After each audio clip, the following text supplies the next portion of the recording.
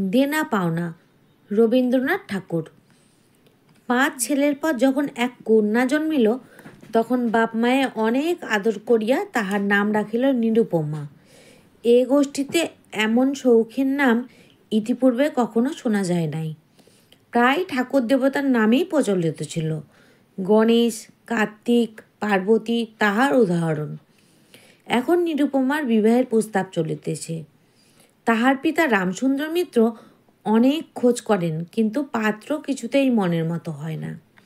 অবশেষে মস্ত এক রায়বাহাদুরের ঘরের একমাত্র ছেলেকে সন্ধান করিয়া বাহির করিয়াছেন। উক্ত রায়বাহাদুরের পৈতৃক বিষয় আশয় যদিও অনেক হ্রাস হইয়া আসিয়াছে, কিন্তু বনেদি ঘর বটে। বরপক্ষ হইতে 10,000 টাকা পণ এবং বহুল দান সামগ্রী চাহিয়া বসিল। রামসুন্দর কিছুমাত্র বিবেচনা না করিয়া তাহাতেই সম্মত হইলেন। এমন পাত্র কোনো মতে হাতছাড়া করা যায় না। কিছুতেই টাকা জোগাড় আর হয় না। বাধা দিয়া বিক্রয় করিয়া অনেক চেষ্টাতেও 6,7 বাকি রহিল। এদিকে বিবাহের দিন নিকট হইয়া আসিয়াছে। অবশেষে বিবাহের দিন উপস্থিত হইল। নিতান্ত অতিরিক্ত সুদে একজন বাকি টাকা তার ধার দিতে স্বীকার করিয়াছিল, কিন্তু সময়কালে সে উপস্থিত হইল না। বিবাহ সভায় একটা তুমুল গোলযোগ বাঁধিয়া গেল। রামসুন্দর আমাদের রায়বাহাদুরের হাতে পায়ে ধরিয়া বলিল, শুভ কার্য সম্পূর্ণ হইয়া যাক, আমি নিশ্চয়ই টাকাটা শোধ করিয়া দিব। রায়বাহাদুর বলিলেন, টাকা হাতে না পাইলে বর সভাস্থ করা যাইবে না। এই দুর্ঘটনায় অন্তঃপুরে একটা কান্না পড়িয়া গেল। এই গুরুতর বিপদের যে মূল কারণ, সে চেলি পড়িয়া, গহনা পড়িয়া, কপালে চন্দন লেপিয়া চুপ করিয়া বসিয়া আছে। ভাবি শ্বশুরকুলের প্রতি যে তাহার খুব একটা ভক্তি কিংবা অনুরাগ জন্মিতেছে, তাহা বলা যায় না। ইতিমধ্যে একটা সুবিধা হইল। বর সহসা তাহার পিতৃদেবের অবাধ্য হইয়া উঠিল। সে বাপকে বলিয়া বসিল, কেনা বেচা দরদামের আমি বুঝি না। বিবাহ করিতে আসিয়াছি, বিবাহ করিয়া যাইব। বাপ যাহাকে দেখিল তাহাকেই বলিল, দেখছেন মহাশয় আজকালকার ছেলেদের ব্যবহার। 2-1 প্রবীণ লোক ছিল, তাহারা বলিল, শাস্ত্র শিক্ষা নীতিশিক্ষা একেবারে নাই। কাজী বর্তমান শিক্ষা ব্যবস্থার বিষময় ফল নিজের সন্তানের মধ্যে প্রত্যক্ষ করিয়া রায়বাহাদুর হতোদ্যম হইয়া বসিয়া রহিলেন। বিবাহ এক প্রকার বিষণ্ণ নিরানন্দভাবে সম্পন্ন হইয়া গেল। শ্বশুরবাড়ি যাইবার সময় নিরুপমাকে বুকে টানিয়া লইয়া বাপ আর চোখের জল রাখিতে পারিলেন না। নীরু জিজ্ঞাসা করিল, তারা কি আর আমাকে আসতে দেবে না বাবা? রামসুন্দর বলিলেন, কেন আসতে দেবে না মা? আমি তোমাকে নিয়ে আসব। রামসুন্দর প্রায়ই মেয়েকে দেখিতে যান, কিন্তু বেহাই বাড়িতে তার কোনো প্রতিপত্তি নাই। চাকরগুলো পর্যন্ত তাহাকে নিচু নজরে দেখে। অন্তঃপুরের বাহিরে একটা স্বতন্ত্র ঘরে 5 মিনিটের জন্য কোনোদিন বা মেয়েকে দেখিতে পান, কোনোদিন বা দেখিতে পান না। কুটুম্বগৃহে এমন করিয়া অপমান তো সহা যায় না। রামসুন্দর স্থির করিলেন, যেমন করিয়া হোক টাকাটা শোধ করিয়া দিতে হইবে। কিন্তু যে ঋণভার কাঁধে চাপিয়াছে, তাহারই ভার সামলানো দুঃসাধ্য। খরচপত্রের অত্যন্ত টানাটানি পড়িয়াছে এবং পাওনাদারদের দৃষ্টিপথ এড়াইবার জন্য সর্বদাই নানারূপ হীন কৌশল অবলম্বন করিতে হইতেছে। এদিকে শ্বশুরবাড়ি উঠিতে বসিতে মেয়েকে খোঁটা লাগাইতেছে। পিতৃগৃহের নিন্দা শুনিয়া ঘরে দাঁড় দিয়া অশ্রু বিসর্জন তাহার নিত্যক্রিয়ার মধ্যে দাঁড়াইছে। বিশেষত শাশুড়ির আক্রোশ আর কিছুতেই মেটে না। যদি কেহ বলে, আহা কি স্ত্রী, বউয়ের মুখখানি দেখিলে চোখ জুড়াইয়া যায়। শাশুড়ি ঝংকার দিয়া উঠিয়া বলে, স্ত্রী তো ভারী, যেমন ঘরের মেয়ে তেমন স্ত্রী। এমনকি বউয়ের খাওয়া পড়ারও যত্ন হয় না। যদি কোনো দয়াপরতন্ত্র প্রতিবেশিনী কোনো ত্রুটির উল্লেখ করে, শাশুড়ি বলে, ওই ঢির হয়েছে। অর্থাৎ বাপ যদি পুরা দাম দিত, তো মেয়ে পুরা যত্ন পাইত। সকলেই এমন ভাব দেখায় যেন বধূর এখানে কোনো অধিকার নাই, ফাঁকে দিয়া প্রবেশ করিয়াছে। বোধ হয় কন্যার এই সকল অনাদর ও অপমানের কথা বাপের কানে গিয়া থাকিবে। তাই রামসুন্দর অবশেষে বসত বাড়ি বিক্রয়ের চেষ্টা করিতে লাগিলেন। কিন্তু ছেলেদের যে গৃহহীন করিতে বসিয়াছেন সে কথা তাহাদের নিকট হইতে গোপন রাখিলেন। স্থির করিয়াছিলেন বাড়ি বিক্রয় করিয়া সেই বাড়ি ভাড়া লইয়া থাকিবেন, বাস করিবেন। এমন কৌশলে চলিবেন যে তাহার মৃত্যুর পূর্বে এ কথা ছেলেরা জানিতে পারিবে না। কিন্তু ছেলেরা জানিতে পারিল। সকলে আসিয়া কাঁদিয়া পড়িল। বিশেষত বড় 3টে ছেলে, বিবাহিত, এবং তাহাদের কাহারও বা সন্তান আছে। তাহাদের আপত্তি অত্যন্ত গুরুতর হইয়া দাঁড়াইল। বাড়ি বিক্রয় স্থগিত হইল। তখন রামসুন্দর নানা স্থান হইতে বিস্তর সুদে অল্প অল্প করিয়া টাকা ধার করিতে লাগিলেন। এমন হইল যে সংসারের খরচ আর চলে না। নীরু বাপের মুখ দেখিয়া সব বুঝিতে পারিল। বৃদ্ধের পক্ষকেশে শুষ্ক মুখে এবং সদা সংকুচিতভাবে দৈন্য এবং দুশ্চিন্তা প্রকাশ হইয়া পড়িল। মেয়ের কাছে যখন বাপ অপরাধী তখন সে অপরাধের অনুতাপ কি আর গোপন রাখা যায়? রামসুন্দর যখন বেহাই বাড়ির অনুমতিক্রমে ক্ষণকালের জন্য কন্যার সাক্ষাৎ লাভ করিতেন তখন বাপের বুক যে কেমন করিয়া ফাটে তাহার হাসি দেখিলেই টের পাওয়া যাইত। সেই ব্যথিত পিতৃহৃদয়কে সান্ত্বনা দিবার উদ্দেশ্যে দিন কতক বাপের বাড়ি যাইবার জন্য নীরু নিতান্ত অধীর হইয়া উঠিয়াছে। বাপের ম্লান মুখ দেখিয়া সে আর দূরে থাকিতে পারে না। একদিন রামসুন্দরকে কহিল, বাবা, আমাকে একবার বাড়ি লইয়া যাও। রামসুন্দর বলিলেন, আচ্ছা। কিন্তু তাহার কোনো জোর নাই। নিজের কন্যার উপরে পিতার যে স্বাভাবিক অধিকার আছে তাহা যেন পণের টাকার পরিবর্তে বন্ধক রাখিতে হইয়াছে। এমনকি কন্যার দর্শন সেও অতি সসংকোচে ভিক্ষা চাহিতে হয় এবং সময় বিশেষে নিরাশ হইলে দ্বিতীয় কথাটি কহিবার মুখ থাকে না। কিন্তু মেয়ে আপনি বাড়ি আসিতে চাহিলে বাপ তাকে না আনিয়া কেমন করিয়া থাকে। তাই বেহাইয়ের নিকট সে সম্বন্ধে দরখাস্ত পেশ করিবার পূর্বে রামসুন্দর কত হীনতা, কত অপমান, কত ক্ষতি স্বীকার করিয়া যে 3,000 টাকা সংগ্রহ করিয়াছিলেন সেই ইতিহাস গোপন থাকাই ভালো। নোট কখানি রুমালে জড়াইয়া চাদরে বাঁধিয়া রামসুন্দর বেহাইয়ের নিকট গিয়া বসিলেন। প্রথমে হাস্যমুখে পাড়ার খবর পাড়িলেন। হরে কৃষ্ণের বাড়িতে একটা মস্ত চুরি হইয়াছে। তাহার আদ্য প্রান্ত বিবরণ করিলেন। নবীন মাধব ও রাধা মাধব 2 ভাইয়ের তুলনা করিয়া বিদ্যা, বুদ্ধি ও স্বভাব সম্বন্ধে রাধা মাধবের সুখ্যাতি এবং নবীন মাধবের নিন্দা করিলেন। শহরে একটা নতুন ব্যামো আসিয়াছে, সে সম্বন্ধে অনেক আজগুবি আলোচনা করিলেন। অবশেষে হুকাটি নামাইয়া রাখিয়া কথায় কথায় বলিলেন, হাঁ হাঁ বেহাই, সেই টাকাটা বাকি আছে বটে। রোজই মনে করে যাচ্ছি, অমনি হাতে করে কিছু নিয়ে যায়, কিন্তু সময়কালে মনে থাকে না। আর ভাই বুড়ো হয়ে পড়েছি। এমনি এক দীর্ঘ ভূমিকা করিয়া পঞ্জরের 3খানি অস্থির মতো সেই 3খানি নোট যেন অতি সহজে, অতি অবহেলে বাহির করিলেন। সবেমাত্র 3,000 টাকার নোট দেখিয়া রায়বাহাদুর অট্টহাস্য করিয়া উঠিলেন।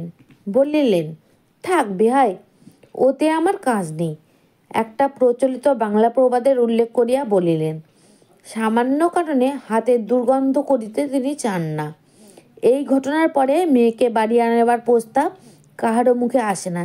কেবল রামসুন্দর ভাবিলেন, সে সকল কুটুম্বী তার সংকোচ আমাকে আর শোভা পায় না।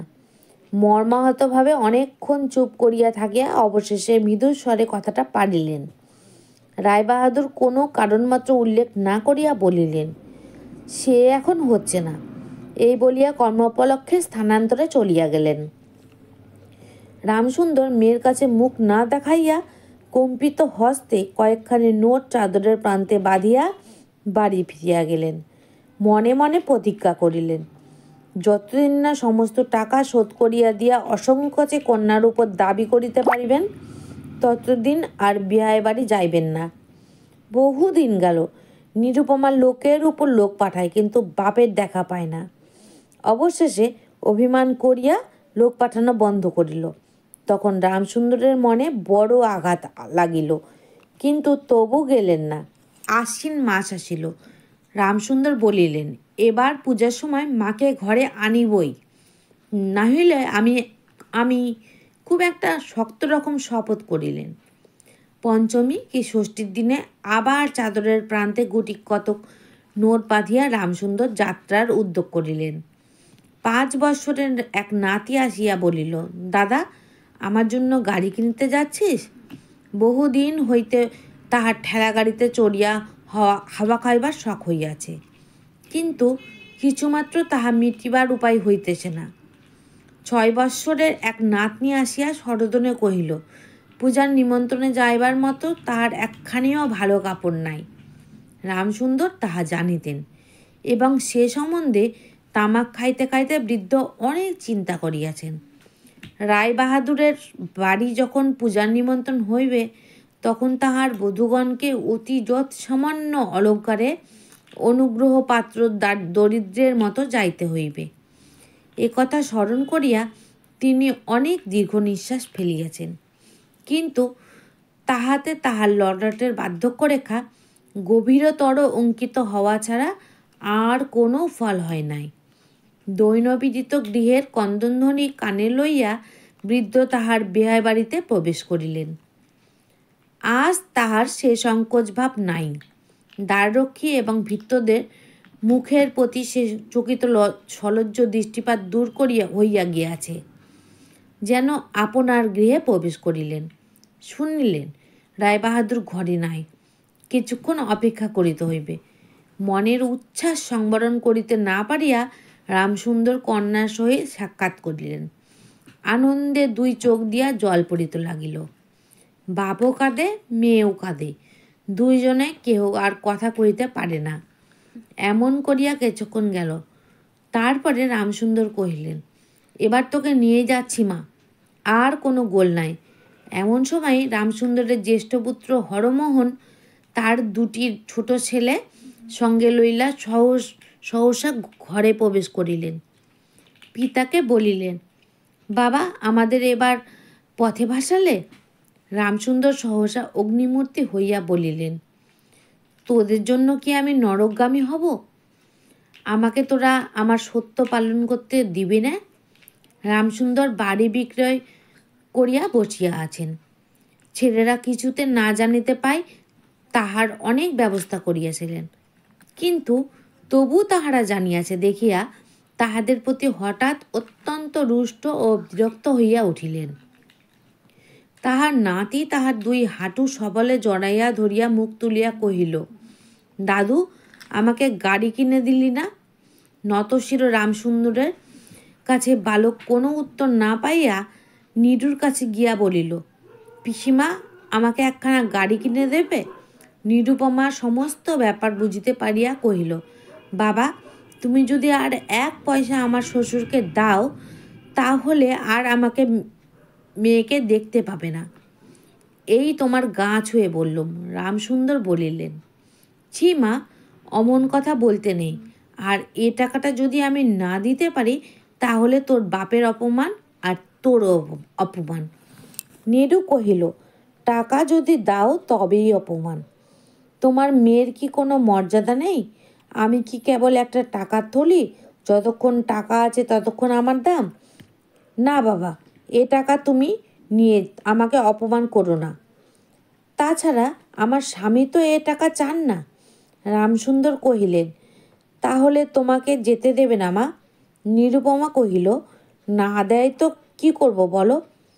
তুমিও আর নিতে যেতে চেয়েও না। রামসুন্দর কম্পিত হস্তে নোট বাঁধা চাদরটি কাঁধে তুলিয়া আবার চোরের মতো সকলের দৃষ্টি এড়াইয়া বাড়ি ফিরিয়া গেলেন। কিন্তু রামসুন্দর এই যে টাকা আনিয়াছিলেন এবং কন্যা নিষেধে সে টাকা না দিয়াই চলিয়া গিয়াছেন, সে কথা গোপন রহিল না। কোনো স্বভাব কৌতূহলী দ্বারলগ্ন কর্ণদাসী নিডুর শাশুড়িকে এই খবর দিল। শুনিয়া তাহার আর আক্রোশে সীমা রহিল না। নিরুপমার পক্ষে তাহার শ্বশুরবাড়ি সরসজ্জা হইয়া উঠিল। এদিকে তাহার স্বামী বিবাহের অল্পদিন পরেই ডেপুটি ম্যাজিস্ট্রেট হয়ে দেশান্তরে চলিয়া গিয়াছে এবং 5 সংসর্গ দোষহীনতা শিক্ষা হয় সেই ওজোরে সম্প্রতি বাপের বাড়ির আত্মীয়দের সহিত নীরুর সাক্ষাৎকার সম্পূর্ণ নিষিদ্ধ হইয়াছে। এই সময় নীরুর একটা গুরুতর পীড়া হইল, কিন্তু সেজন্য তাহার শাশুড়িকে সম্পূর্ণ দোষ দেওয়া যায় না।